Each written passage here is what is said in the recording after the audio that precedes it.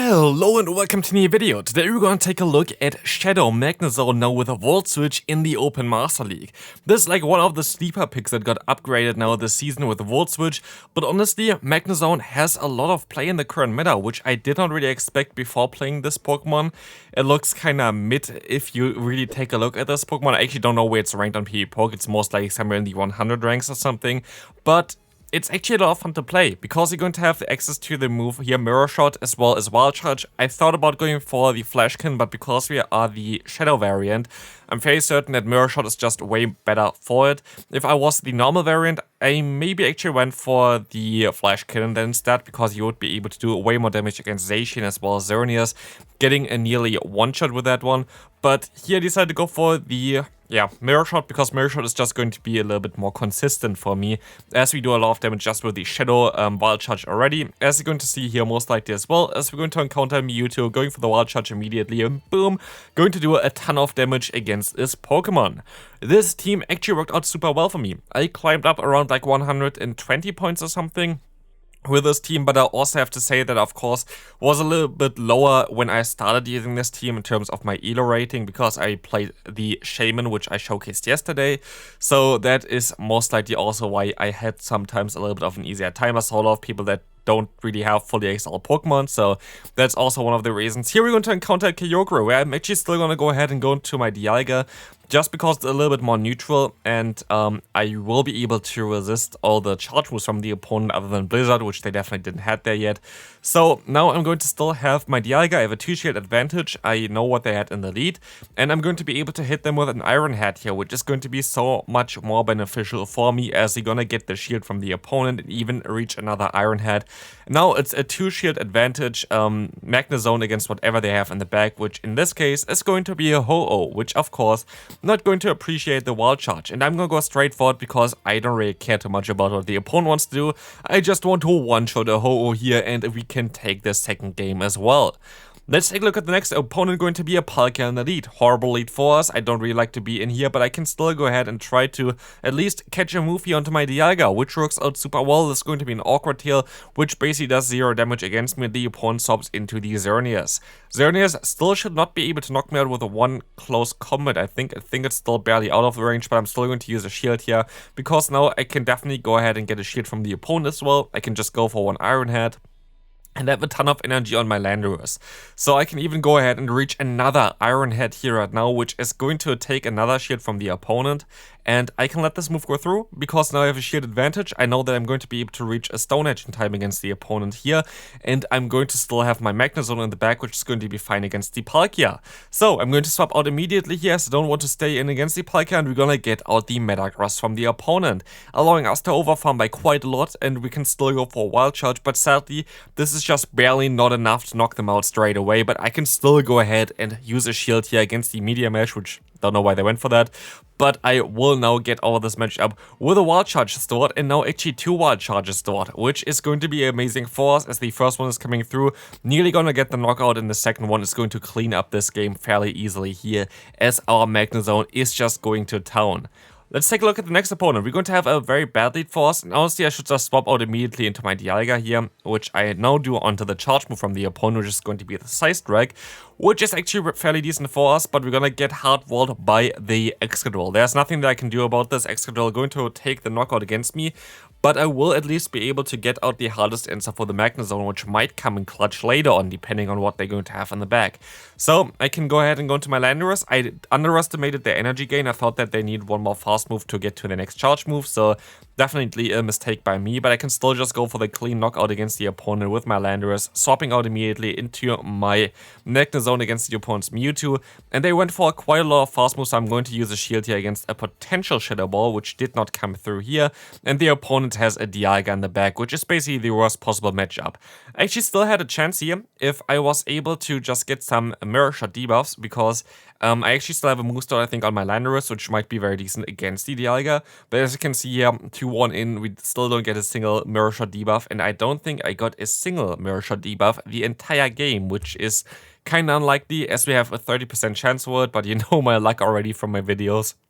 It's basically always the same, as we're going to be able to go for a superpower here, and we see the opponent's Mewtwo coming back in, where I'm gonna go for another superpower, trying to bait a potential shield, and I'm gonna be able to get this one done. But here, I feel like if I had just a little bit more HP, if I got like a debuff early on against the Dialga, I would have left the matchup with way more HP. I would have been fine, because now I'm just barely not going to get to another charge move, and this is going to be a good game.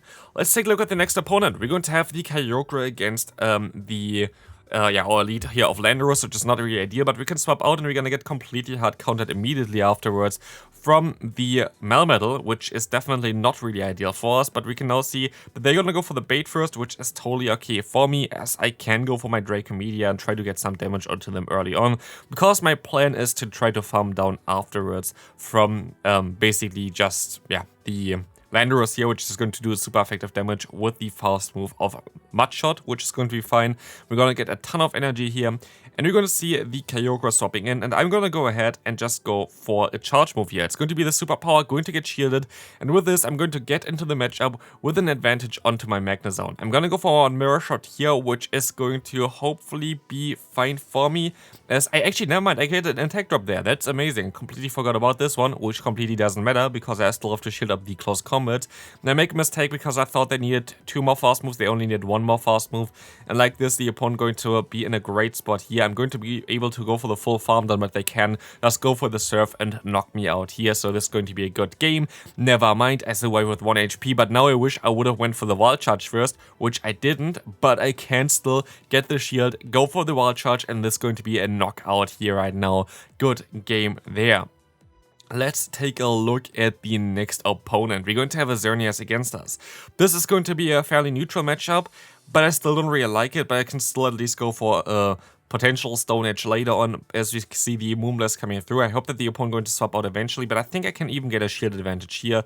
So this is going to be fine. We're going to now see another Stone Edge coming through, which is going to get the knockout nearly. Nope, we're gonna get the shield, but I can even reach another superpower, getting a 2 shield advantage, which I'm most likely going to, going to lose again here with my Magnezone, as the opponent should be able to go for 2 close combats here, but they're actually going to go for a Moonblast first, but now they can still go for a close combat. If I knew that they would have went for the Moonblast, I would have been most likely fine not shielding, but it doesn't matter, because the opponent is going to run a Kyogre in the back. And you might already recognize this line from before, 2 days ago. I uploaded a video about Golisopod in the Master League, and as you can see, the opponent tried to copy that, but I'm sorry opponent, thanks for watching my videos, but Magnezone kinda had a great time here against your team. Going for a 3 Pokemon sweep there is absolutely wild. So, now we're gonna take a look at the next matchup here, which is going to be the Dialga in the lead. This is going to be very decent for us, especially as we're going to have our Landorus, which is going to get a shield advantage as I swap into my own Dialga, and this is the thing actually with Magnezone, which you're going to see in a later game as well. I am going to be able to get the opponent fairly low, but if you get the Dialga a little bit low, Wild Charge does actually a ton of damage against Dialga, which does not really make too much sense because of course it's going to be resistant. Dialga is one of the bulkiest Pokemon, but Wild Charge is actually a really decent move against it. But here we're gonna still be able to go for an Iron Head, get the opponent low, but of course we're double debuffed, which allows the opponent to farm us down. But I can let this move go through, expecting the Iron Head from the opponent. It's going to be the Dracomedia, which is really bad, but at least I'm going to be able to go for some Mirror Shots here, which is going to hopefully get the shield from the opponent. Let's see. It does not, but I can still go for another one here. Hopefully we're gonna get the debuff against the opponent, which it does not. And we have to try to go for a Stone Edge, but it looks like I'm going to be able to outspeed the opponent here as well. So at this point of time, this is going to be a good game, as the Stone Edge is all it takes to knock out the opponent's Xerneas, and we can move on into the next one. We're going to encounter the Landorus against the Solgaleo in the lead. Well, this is actually a fairly neutral one, and we're going to see the opponent swapping out immediately into the Dragonite. Mostly I chose played out a little bit differently, and I chose swapped out earlier into my own Dialga, trying to just farm them all the way down. Would have been a better play, but still, maybe I'm going to get a shield here. I do not, and here I also make another play that I don't really think was ideal. I should have most likely went into my Magnezone, tried to Volt Switch them down, but as you can see right now, we're going to now have the matchup against the Solgaleo, which is not ideal for our Dialga whatsoever, as they can just go for the Psychic Fangs plus fast move down. Like, people actually underestimate Solgaleo so much. This Pokemon is insanely strong in the Master League, but it's just like so underestimated because a lot of people just don't have it. So yeah, like this Pokemon is absolutely wild.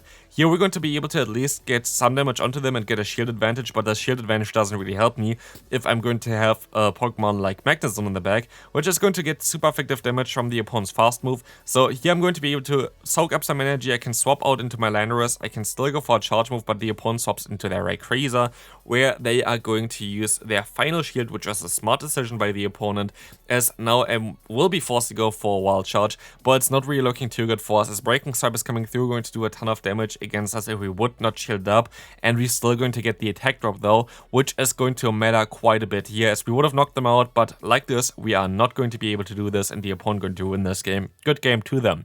We're going to have a Landorus against the opponent's Dragonite here, which is going to be okay for us. We can now swap out into our Dialga, which is maybe not ideal, but at least we're going to get out the Excadrill. This is the main reason why we use Dialga as a safe swap, because this is going to allow us to get out the Excadrill, which we definitely don't want to face with our Pokemon in the back. But here we're actually going to be able to get the knockout against them, and now it's a Mewtwo in the back, allowing me to still go into my Magnezone, which is, I guess, a fine play for me. I'm going to use a shield as the opponent uses the Shadow Ball against me, where I can still go for a Mirror Shot, the opponent going to catch it onto their Dragonite. So this game going to be a little bit tough, but I can still use the Wild Charge in order to get nearly the knockout, at least a ton of damage against them. And now it's a farm down race here, and I can just farm them all the way down. I should be able to survive a Side Strike from the opponent. We know already that they don't run Ice Beam here, and the Side Strike is going to get me low, but not low enough that I can still go for 2 charge moves here, which is really nice with the superpower coming through, and the opponent going to let the second move go through here, which is definitely smart. And now it's down if I can farm them all the way down here with my Magnezone. Let's see, they're gonna go for the bait with Side Strike. Smart decision here, but it does not matter as we can farm them all the way down. Let's take a look at the next game coming up. We're going to have the opponent's Mewtwo against our Landorus and Elite again. I should swap out immediately, but again, I don't really do this here. And we will take a Side Strike in return, which is not ideal. But maybe I'm just going to go for a Stone Edge here. And it's exactly what I'm going to do, which is going to be fine. As now we're going to put the opponent to range for farm down for both of our Pokemon, as they're going to have a Groudon in the back, which is literally the worst possible Pokemon to encounter for the backline. But I'm going to have to use a shield here as they go for the Fire Punch. Great play by them, but I'm forced to go for an Iron Head here. At this point, we are actually kind of not aligned in terms of the switch clock, which is kind of good for me, which I always like to have. Because like this, I'm going to be able to go for another Iron Head, get the shield from the opponent. They go for their own charge move. And I know if they go for a Pressure's Blade, they need 3 more fast moves to get to the next one. And we see I count perfectly correctly here. This is going to be a catch onto the Pressure's Blade, which I'm going to now wait out afterwards. This was basically the opponent's now at 0 energy. I will be able to still go into my Dialga, but the opponent can go for the Mewtwo here right now. We're going for a Side Strike, going to hurt me quite a bit. I'm going to have to go for the Iron Head here to knock out the Groudon, but it depends on what they're going to have in the back. If it's something like a Dialga, it's game over, and it's going to be something like the Dialga. So Magnezone has nothing really that it can do here. I can just hope that they maybe go for an Iron Head here instead of anything else, and they do exactly that for whatever reason. And like this, I'm going to have 2 Wild Charges.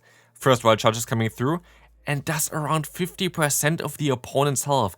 This is resisted Wild Charge damage against a Dialga, and we were able to 2-shot the opponent there, which is complete madness. I have never, I did not expect this at all, which is super wild, but yeah, good game there to the opponent. I guess a Wild Charge onto the Dialga is a fairly decent play. Absolutely nuts. Honestly, this Pokemon is so strong right now. Volt Switch gives it so much more play in terms of the damage output that it does, because you're gonna put the opponent easier into range for a Volt Switch. So it's just such a great Pokemon to have.